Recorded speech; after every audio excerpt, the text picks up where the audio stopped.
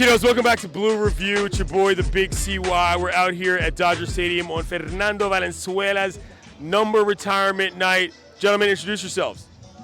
Aiden Suarez. Mark Suarez. You made it out to the park for a pretty historic event. You were telling me a story about when you used to come here as a kid. Tell me more. Yeah, when I was a kid, I was a big Fernando fan, Dodger fan, and my dad, we flew out here from Miami, and when we came out, we were gonna go see a game in San Diego, and we came to the stadium and it was closed. And my dad, like a true dad, kind of like a Chevy Chase in Vacation in Wally World, he punched it through the gate. Security came, and I'll tell you a great story about the Los Angeles Dodgers. Security came over, they opened the gate for us, the gift shop.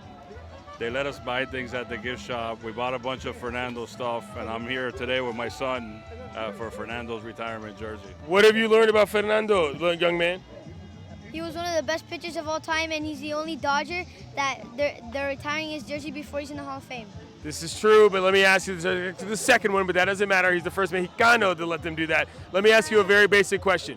What do you think Fernando's impact was on not just Dodger fans, but Major League Baseball overall? You know, I think, from a transformation of how Major League Baseball and the Mexican Latino community, I mean, the guy that scouted him, Brito, and some of the things the Dodgers did, going back to Jackie Robinson, but even in the developmental programs in the Dominican Republic, and having someone like Fernando in this community, Mexican-American community, what it did not only for baseball, but for particularly for Latinos, around the world.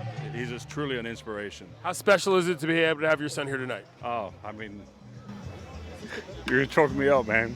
I can't be with my dad. Thank you. You're very welcome. Have a good night today. All right? Good job, guys. This is Beto Duran, by the way, acting like he knows everybody, because he does. Welcome back to Blue Review, kiddos. It's your boy, the Big CY. We are, of course, presented by LAX. Beto Duran in the building, live in the flesh. We are obviously here for very important historic reasons. Fernando Valenzuela, for my money, is the most famous Los Angeles Dodger that there ever is. Never mind the fact that his impact and importance to the Mexican-American community and immigrant community here is major. It's been a long time coming. Beto, what are your thoughts about just being here on this day? This is a day where I was going to come as a fan and buy tickets no matter what. The fact that I got a credential to come out here and talk to people, interview is even better. But there's a vibe. There's always a vibe at Dodger Stadium, but today it feels different. There's a mariachi on the other side of us warming up right now for the rehearsal, right? You're just talking to different players. Jaime Jarrin's in the building, and everybody is telling stories about Fernando Valenzuela, and not just Fernando, what he did as a player, but it's all about the impact that he had. This stadium is going to be full of people wearing number 34 jersey. It's Fernando Mania weekend. The players are wearing t-shirts before they walk out on the field today. They have Fernando Mania weekend logo on it. It's cool. It's an energy. And damn it, it's about damn time. There's more happening than just in this ballpark. Obviously, he was named Fernando. It was Fernando Day today in Los Angeles, and there's a whole host of things that are happening during the weekend, as you just mentioned.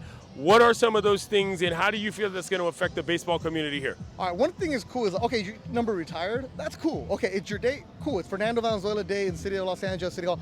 Cool. But to get a whole weekend? So on Friday, they're going to retire his number. He's going to speak. They're going to unveil it. Awesome in the Ring of Honor, right next to Jaime Jarrin, Vin Scully, everybody who's had the number retired the Dodgers. But then there's a special Fernando drone show, right?